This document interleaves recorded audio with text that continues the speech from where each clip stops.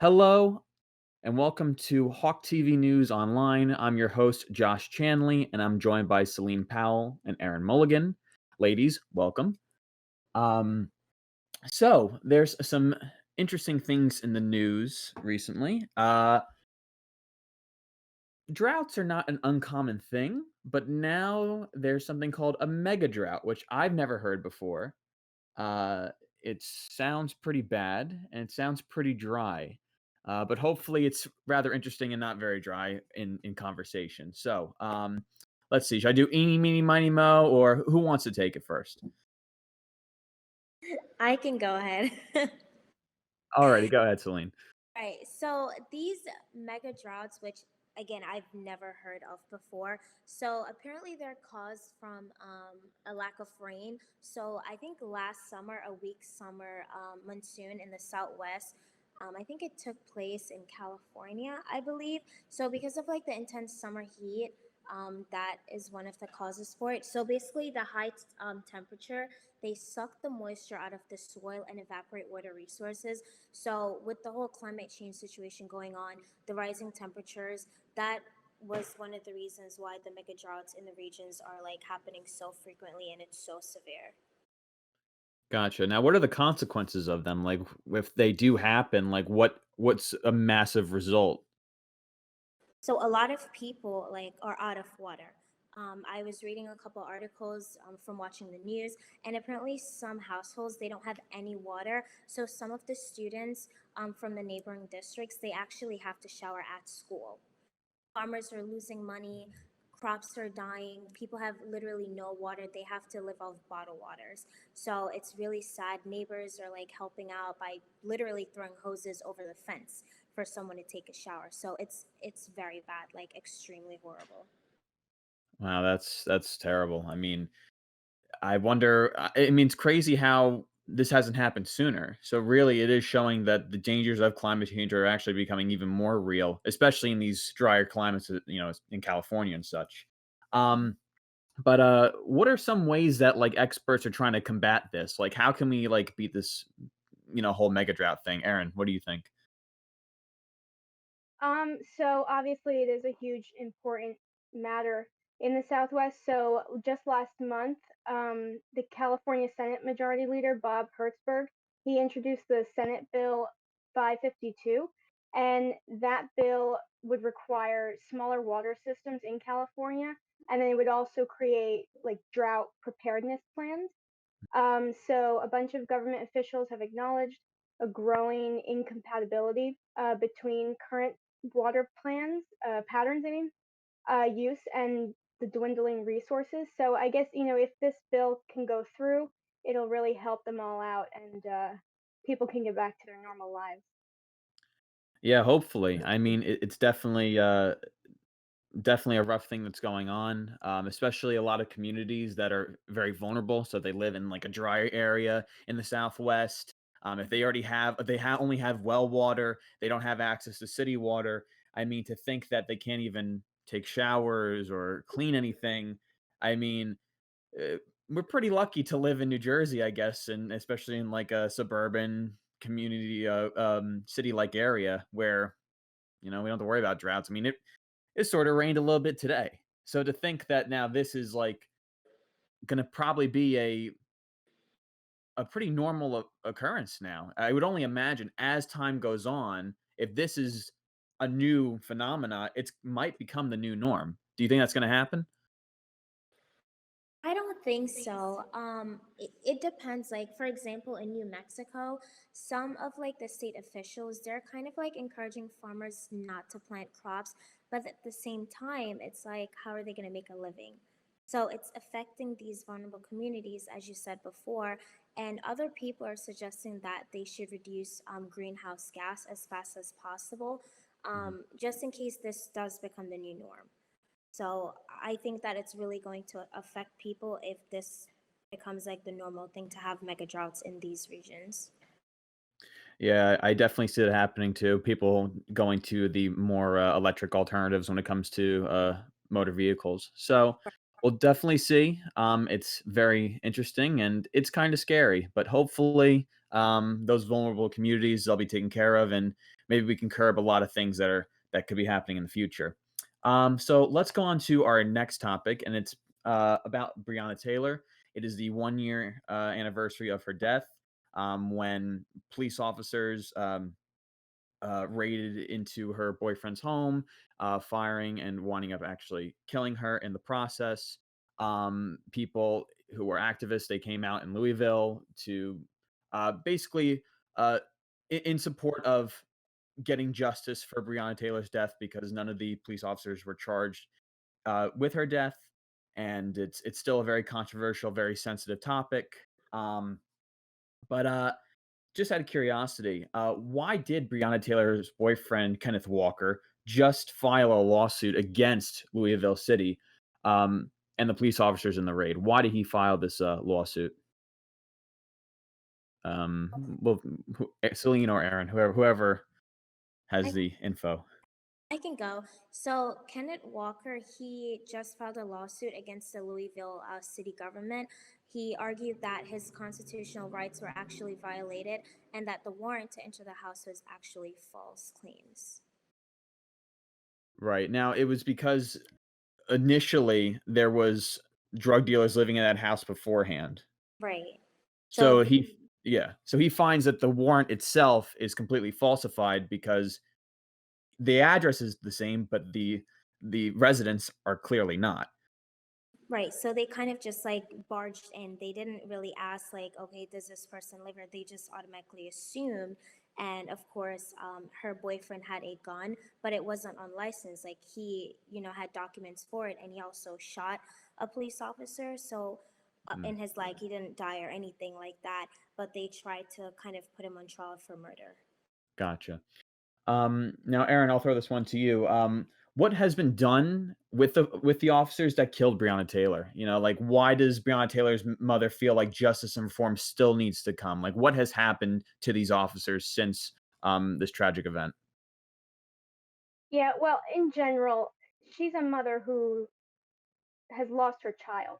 And so she's in extreme mourning, despite the circumstances, because, she's a mother who had no control over her child's, you know, life at the time. So she's mourning, and she is rightfully so upset about it. But I think it does definitely get sticky because although the warrant was, on false claims, she was involved in her boyfriend's drug involvement.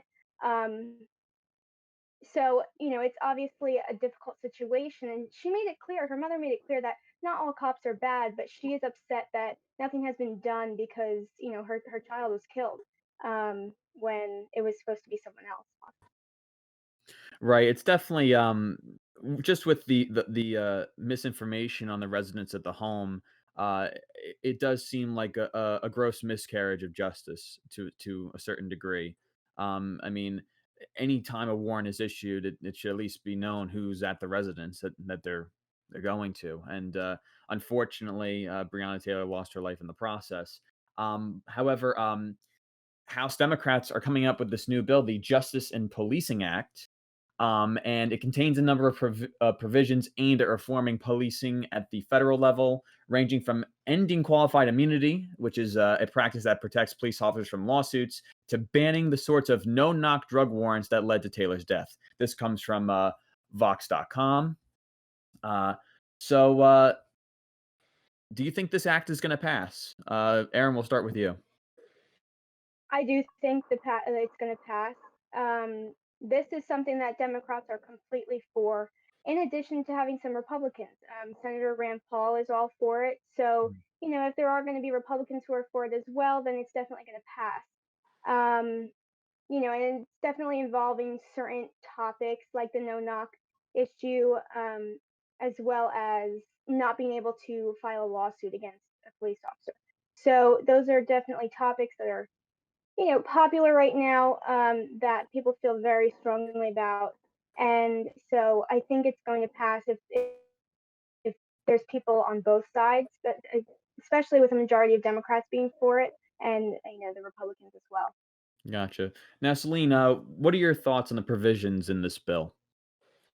I think that it's important for them to pass this bill, even though some GOP representatives, they want a different kind of like, I guess they want to reform the act to like make it like take out some of like whatever is inside of like the provisions and stuff.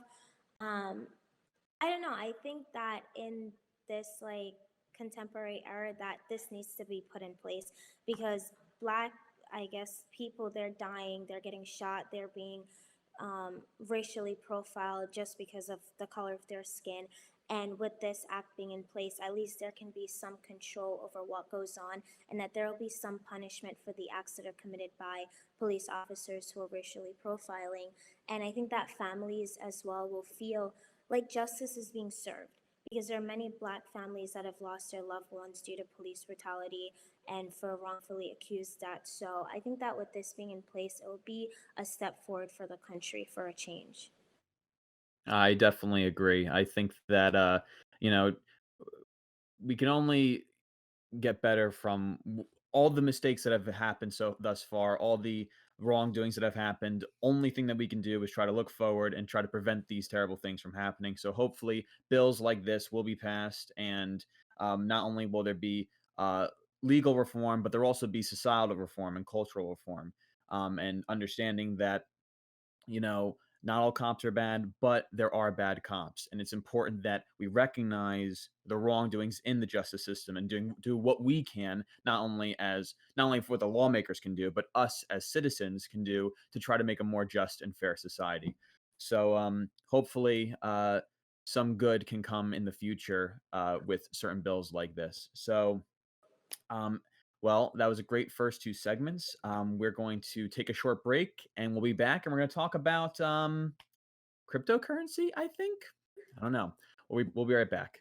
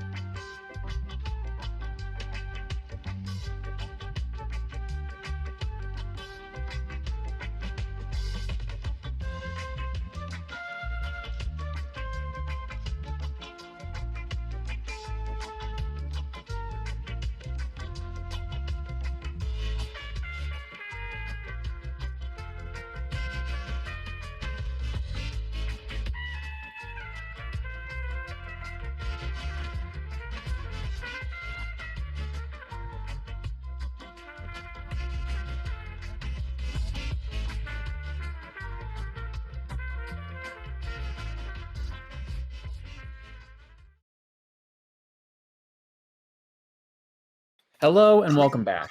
So, for our last segment, we'll be talking about NFTs. So, to start off, let me explain that an NFT is essentially a non fungible token. And according to The Verge, it allows you to buy and sell ownership of a unique digital item and keep track of who owns that item using the blockchain. So, there's something very interesting about NFTs and in the news recently, and it's actually worth a lot of money. So, Celine, would you mind telling us about this? Sure. So recently, Mike Winkleman, better known as Beeple, he actually purchased his personal NFT for $69 million, which is a collage containing 5,000 mostly digital illustrations that were created for his everyday series, in which he basically creates a new artwork every day. And I think that the growing hype on NFTs, which is obviously becoming more popular, could be another reason behind his purchase. Yeah, it's definitely I mean, I think it's one of the very interesting things about just like art in the 21st century, how uh everything becoming digitalized, how it's like, different ways for artists to make different types of art and now to even sell it and exhibit it. So it's very interesting instead of having to go to, let's say, an art show and or an auction and trying to buy something there. So it's really cool. I mean, I'm actually looking at the picture of the collage right now. It's very interesting. I would actually like to see this. Like, I guess not in person. I don't know because it's not the whole. I don't want to see the whole thing. I want to see individual because it's a collage. Aaron, what do you think about this? I think it's pretty crazy. I do think it's really cool because it's kind of like a sign of the times because everything seems to be so technologically advanced nowadays. And so I think every industry is progressing with their technology, so why not art? And so I think it's really cool. I think it's really wonderful that he was able to pay $69 million Yep. for it and go through with it. Yeah, I think it's definitely something that we're going to see more of. But I just hope that we don't lose like our physical art, sculptures, drawings, and all of that. Right, right. It's what's really interesting is based on the article from The Verge, um, they actually say that the artwork is worth $1 billion. Like, and this art itself took around 13 years to make, which is absolutely incredible. I mean, that is something else. I mean, then again, we can think about, you know, aside from, let's say, painting, when you're working with digital software to create art, that itself is not only a skill as an artist, but also as a programmer to some degree. Now, I'm not an expert on anything computer program related, but I can only imagine, what it takes to actually master a lot of these things. So, it's really interesting. Now, just out of curiosity, we'll start with Celine. Would you ever, if you had the funds, would you ever purchase something that, I mean, this is kind of a deal of a lifetime here. If it's worth $1 billion and someone pays 69 million, I don't know. Would you do it? Would you buy it? Absolutely not. I don't think that I could invest so much money, especially 69 million dollars, excuse me, such as people. Um, it's just like, as Aaron said, what about the physical like artwork? No, and we're gonna forget about our traditions. What about those people who are born with the artistic abilities? What are they gonna do? Just go on their computer, draw, and like upload it, purchase an NFT, to put it on so that other people Mhm. can do it. So personally, I don't think that I could spend the money, even if I'm a billionaire. That's just something that I wouldn't use my money on. Gotcha. Now, Aaron, um, you and Celine bring up a interesting point. Do you believe that as we move forward into just, as time goes on and art goes through its normal changes, like, I mean, as every art evolution has, do you ever think that, at some point, what will be considered art has to be on technology, that we're not going to look to like just the classic paintings anymore now that people can like purchase, you know, actual artwork without having to go to a show? They can just simply have it at their will because they have the blockchain. Do you think that that there might be like a division somewhere in the art community? Maybe instead of going to actual art shows and auctions, just gonna go on their computers. Like, what do you think could come from this? Yeah, I like the point that Celine brought up about people who have that natural talent, their God-given gifts of art. Um, I could see a potential division within the community, but I think to me, when I think of NFTs, I think more people who are creating NFTs are more technologically, I guess, invested and not so much artistic. Like art comes second to their technology, and for artists, it's art, and then maybe technology they'll incorporate into their art. Um, but I don't think regular art like drawing, sculptures, paintings, I don't think that will ever go away because of the people who have the natural talent. But other than that, I do think we're going to see more of it. I just think it is definitely possible that there will be a division or just accepting of both types of art. Yeah, it's definitely interesting, especially, like, if you think about it, like, in school, like, when we were in, like, grade school, for example, you went to art class and you learned different painting techniques and, like, making collages with I hate glitter, by the way, I can't stand that, it gets everywhere and it's the worst, but, like, you learn how to paint, you learn your colors and all this stuff. With technology, it's a little bit different. I mean, I for one, like Photoshop, for example, and I like to have fun with Photoshop. Now, I'm not an artist by any means, but I've been able to make some fun, cool, interesting pictures, and it doesn't really take that much to kind of get the ropes of it. I mean, it's very easy to teach that. And I can kind of see where this could go when it comes to NFTs, where an artist can simply make something, but it's like, is that art though? Because it's the computer doing the work. It's not a painter mixing the individual colors. It's someone typing in a number on an RGB like palette thing, and then you come up with the specific color that you want, and by all means. So it is very interesting, and I never really thought about the possible like backlash that the art community that could possibly like have against NFTs.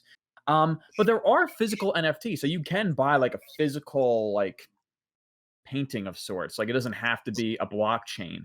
But this is like one of those new things that I don't know. Do you guys think that this is just like a typical art thing where it's like, you know, it's like, oh, it's just a picture. Why is it worth that much money? Like, what do you guys think? Do you think like it's just art and the value? I mean, they say it's worth $1 billion, but that's because they say it's worth $1 billion. The artist itself is saying that it's worth $1 billion. So I don't know. Is this just typical art at its finest, Aaron? Um, I think it's possible to be art at its finest, but I don't know. That's a hard question because there's no telling of what the future holds for art. So I think if people are starting to get into the physical copies of it, I guess it's possible to increase in popularity. But I think they're going to have to maybe bring the price down to be more attractive to people to buy. But other than that, I just think it definitely has a future, but we're going to have to see how it plays out. I gotcha. Now, Celine, supposedly with NFTs, there's this concern about like electricity usage. Like, there's a lot of electricity usage to apparently make these things. What do you think about that? It's that I don't know. I'm kind of pondering on that. It's very interesting. I'm curious as to what they mean. I mean, our lives are run by electricity, so I what do you think? Well, number one, NFTs, they're expensive. So it kind of goes to like who are their target audience? Who can really afford to purchase it? Obviously, millionaires or those who are really in the upper class society. As far as electricity, I mean, where exactly are they creating these NFTs? Is it like in a specific location? Is it at a factory? Is it at like a super like expensive like technology company? So I think like it all depends on where they're making it. Those who can afford it, because obviously, if I'm living in a one-bedroom apartment in like New York City, my electricity bill is gonna go up if I'm using these NFTs. So why not go to Michael's, grab a piece of paper, a canvas, and start drawing? That's not gonna cost me anything, right? I'm not gonna have to worry about my Absolutely, yeah. bill. So I think that NFTs, they're in their own world in a sense. So I feel Mm. that they're made for people who are in the upper class society and not necessarily for those who want a shot at becoming a real artist. If that makes sense. I think that's a really interesting way of putting it. I think it sums up everything nicely, and that's a perfect way to end the show. So, ladies, thank you so much for coming on tonight. That will do it for Hawk TV News Online. Thank you for watching, and we'll see you next time.